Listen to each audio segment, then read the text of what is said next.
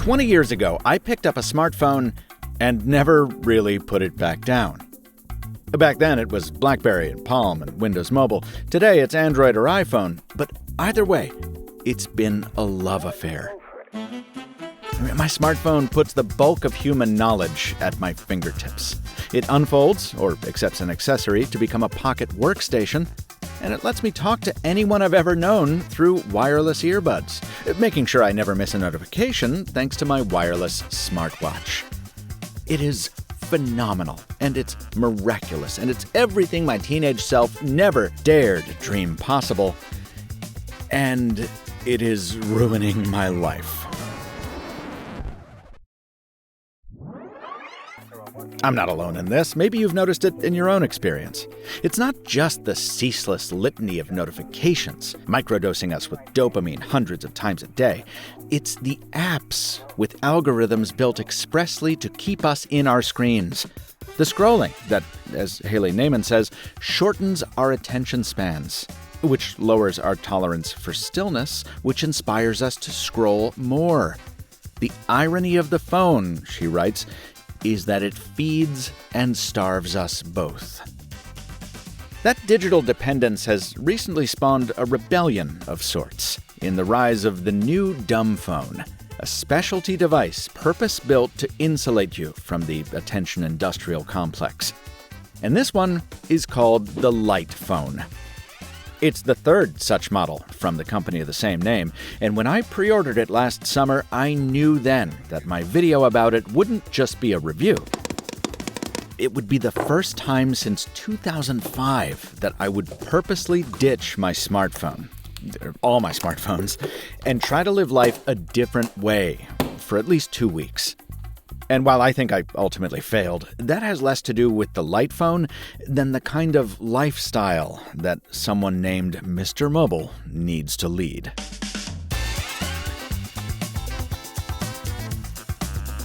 With 10 years in business and 3 phone models under its belt, the Brooklyn-based Light Company has some expertise in the dumb phone arena, which the Light Phone 3 showcases beautifully. The toolbox within the box is the product of a partnership with Japan's Toyo Steel, and the phone inside is delightfully distinct from any other.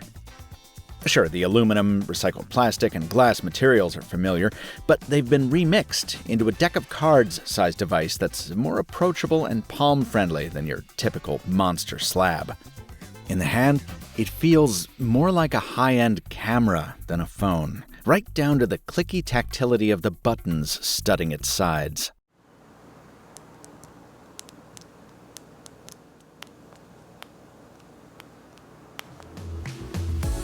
Now sure, I've got nits to pick. I wish the side wheel had a bit more resistance to its spin.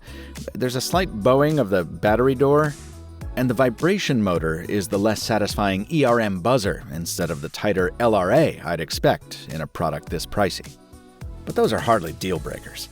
Even 2 weeks later, I find myself unconsciously fidgeting with this phone, or just absent-mindedly admiring it. Its design is somehow both alien and obvious, like a comlink prop from a Star Wars film or something. And every aspect of the phone's design serves its greater purpose. While the 3.9-inch screen is a color AMOLED, almost all of the software is done up in stark black and white, the digital pixels softened by a satin diffusion layer on the glass that, at times, evokes the e-paper of the prior Light phone. While e-paper remains more readable in sunlight, that's why the side wheel is here, to make brightness adjustments as easy as possible. And clicking it fires up the flashlight, which is kind of cool.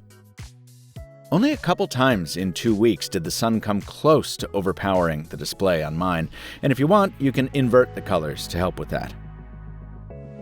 The underpinnings of this software are Android, the de-Googled open source version, but the Light OS interface is simple to a fault. Just words, but good words. Words, in a sans serif LL Accurate typeface, offering up a dead simple list of tools. Out of the box, the phone only ships with a handful, but log into Light's web interface and you can add as many as 14 for free. I was relieved to see that this includes both a podcast app and a music player. And managing those is an interesting blend of old school and modern approaches. To populate your podcasts, you have a rudimentary search function, or you can directly paste their RSS links. And to load music, you need to own it. Which means, for Spotify suckers like me, my entire collection of tunes peters out somewhere around 2012. You upload those tracks to Light's servers, up to 20 gigs of them, and they'll wirelessly sync back down to the phone, so you can stream them to your Bluetooth headphones or play them aloud on the phone's surprisingly beefy speakers.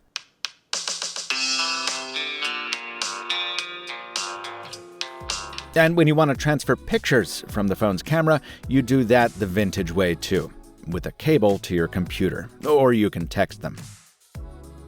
Oh, my favorite cloud-based cleverness comes on the texting side too. If someone sends you a link via SMS, Light will automatically detect it and send it to your email inbox, so you can click it when you get back to your computer. The Light phone does not have a web browser. If you're surprised that the phone supports this many functions, well, that's part of the nuance of this device. It's not some blunt force implement meant to divorce you from all digital distractions. While endless feeds like social media, and email, and web browsers are outlawed, calendars and notes, calls and texts, maps, and that camera are fair game. It's a good balance, I think. So what's it actually like to spend 2 weeks going light after 20 years being super heavy? Well, I documented the experience using another set of tools I haven't used in years. Finally, I have a use for one of these notebooks. Which I thought might help me adapt to the slower pace I hope to achieve with light life. And to be clear, I did not carry a second phone during my time with this one. I swapped my primary SIM into the Light Phone 3, then I contacted about 30 friends and family to let them know that unless I was at a computer, they would need to call or text me for quick replies. Calls, by the way, sounded just fine on both earpiece and speakerphone, and reception was good on T-Mobile 5G, though I wish the phone had a functional proximity sensor to turn the screen off when I put it to my ear. The first thing this adventure illuminated is how busy the life I've built truly is. Day one found me driving to the Jones Beach Air Show with the help of the Directions app. As a diehard Google Maps user, I was skeptical about how well the Here Maps navigation would do, but it actually did a fine job of guiding me through the 50-minute road trip, and several others during my time with it. The Bluetooth link to the car was finicky at first, but once connected, my old music kept my spirits aloft, until I made it to the beach to see some airplanes aloft. And here, to help tell my story, I'll start to pepper in some Light Phone 3 camera samples to give you a sense of life through its lenses.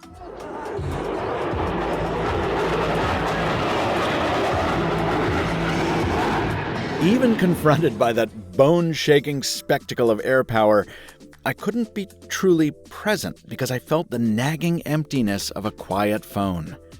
I even started idly texting my friends just to prompt responses, so ingrained was my need for notifications.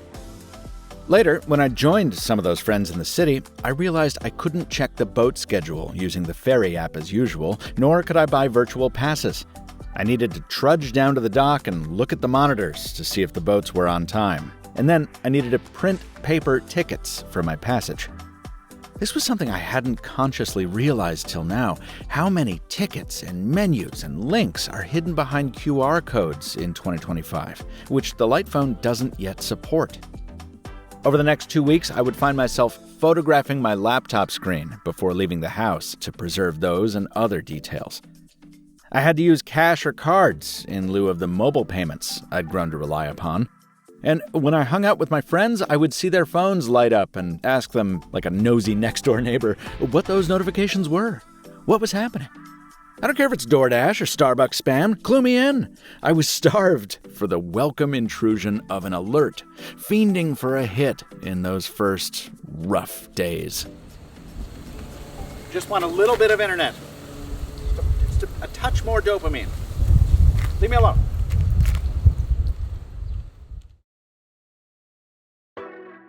I slowly started to get over that, as I remembered a lesson more and more folks are talking about these days.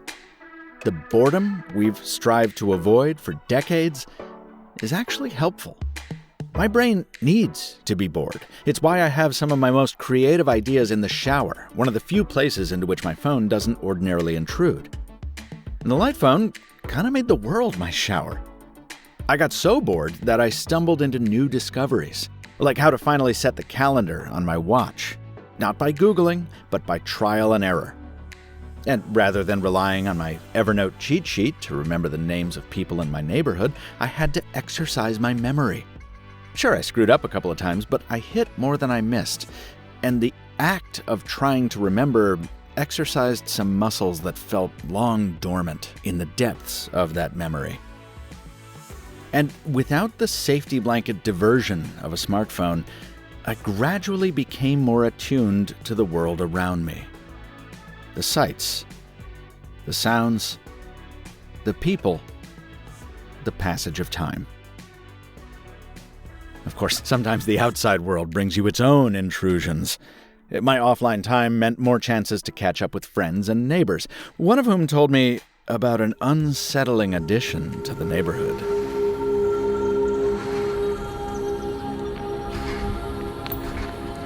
You know, there used to be a sandwich shop here that didn't make me feel an eldritch, lost-like horror. But this is also valid and real.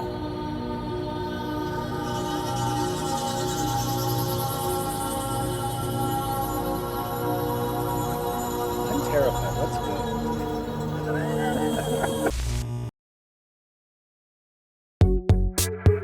No matter how good you get at it, there's an obvious, inconvenient truth to this lifestyle. Just because you've gone light doesn't mean the world has. With no Telegram, WhatsApp, or Signal, I started to miss out on the impromptu social hangs that spontaneously arose.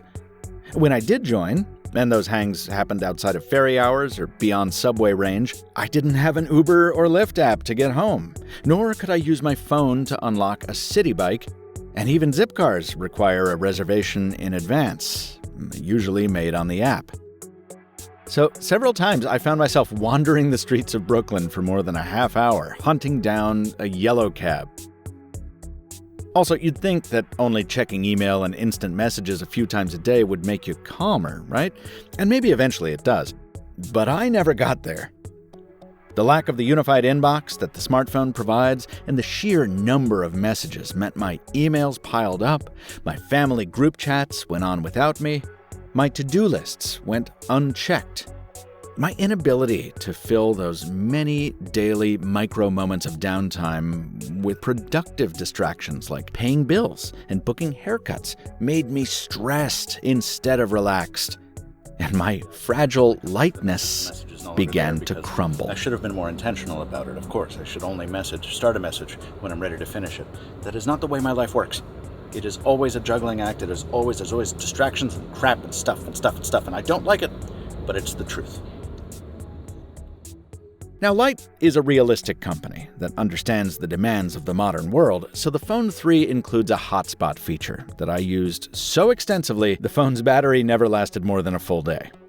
The idea is that you carry a laptop with you when you know you'll need more than the phone can offer, and the added friction of having to sit down and open that computer will lead to your sessions becoming more intentional. Just like back in the day, you're choosing to go online. Welcome. And then when you're done, choosing to go offline. Goodbye. But there are things like two-factor authentication, ride-sharing, and public transit schedules that work better or only work at all in a mobile app, which means I started carrying my iPad mini instead of a laptop, and that broke the detox barrier in a much more destructive way. It's so easy to swipe from a temporary essential app to an intrusive temptation app. And the next thing you know, you're back down the damn Instagram rabbit hole. And yet I couldn't help it. Qualcomm's 40th anniversary party, the Nintendo Switch 2 Media Day, picking up my mom at the airport, scheduling rides for visiting friends, booking restaurant reservations, all of it required at least a moment on the iPad. And the whirlwind weekend trip with my dad and uncle to Michigan to see the Sioux Locks took many such moments.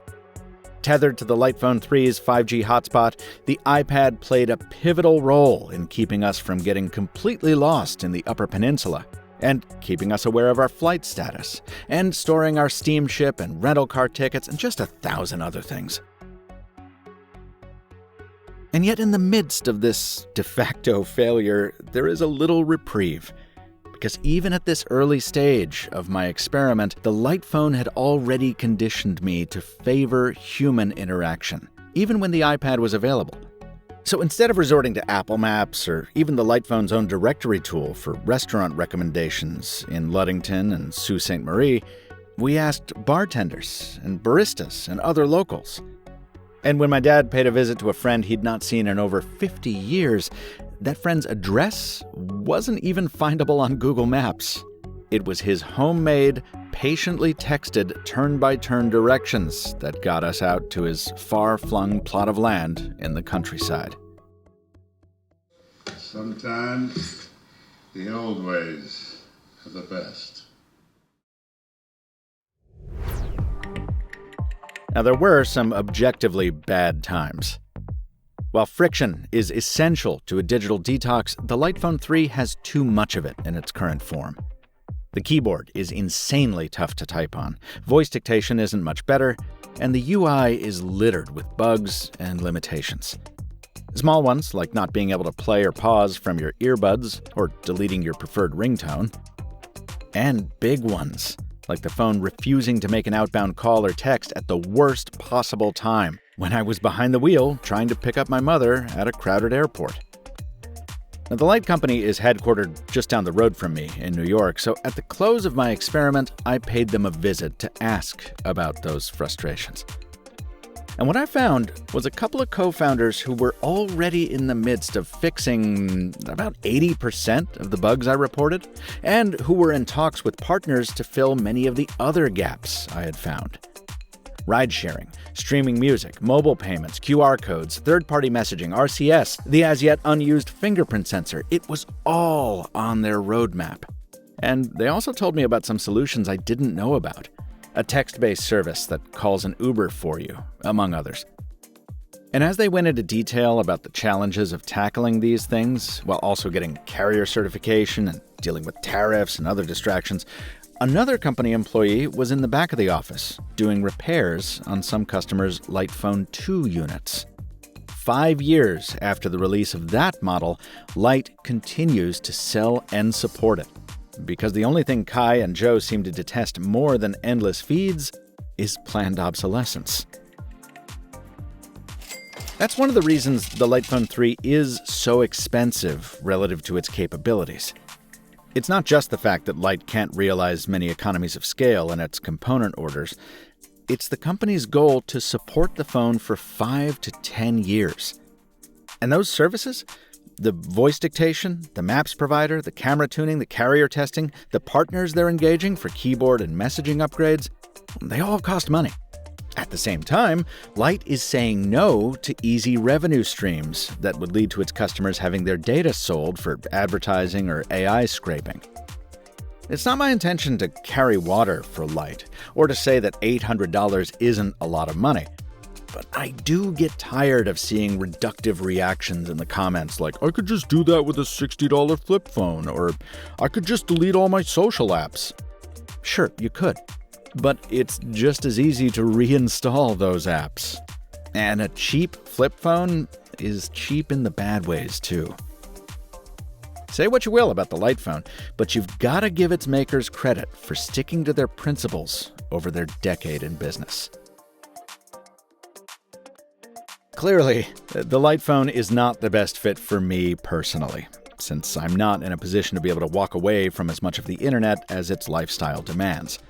If I were to do another extended detox, I think I'd be better served by the minimal phone, which still lets you use all your usual apps and relies on the screen to make scrolling less palatable. Keep in mind, though, that the minimal phone has its own bugs, which I covered in my review, and the company behind it is brand new and has yet to prove it can offer the same level of service and support as Light. So yeah, To no one's surprise, Mr. Mobile couldn't adopt the light life permanently. And I do wonder how many people out there really have the ability to so thoroughly go dark on the go. But as I return to my connected life with an admitted sigh of relief, I'm doing it with a bolstered appreciation for boredom and presence and intentionality. Those were just buzzwords to me before, and if you think invoking them makes me sound like a Brooklyn hipster, well, so be it. But this experience truly helped me better understand their worth and the destructive impact my smartphone has on all of it. So maybe the light phone did make me just a bit lighter after this, after all. If you get a Light Phone 3 of your own, you can get any color you want as long as it's black. And if that's not enough choice for you, do what I do. Debrand it with skins from my sponsor. You know I always like the leather, but Area 51 is a fun choice too, and you could always go full ironic by exposing all the electronics the Light Phone isn't about. Debrand your device, light or heavy, at the link in the description. This video was produced following 2 weeks. 13 days, with a production Light Phone 3 unit purchased by Mr. Mobile, and one extended interview at the Light Company in Brooklyn, New York. I don't give the subjects of my reviews editorial input, copy approval rights, or even an early preview of my videos. The lone sponsor of this one is Debrand. Check out my Minimal Phone and Vortex V3 reviews on the channel for more in this vein, and my next will be coming to you from Viva Tech 2025 in Paris. Subscribe here, and follow me on the socials at Captain Two Phones, assuming I remember how to log into any of my Threads, Blue Sky, Instagrams, or what have yas. Until next time, from Michael Fisher, thanks for watching. And stay mobile, my friends.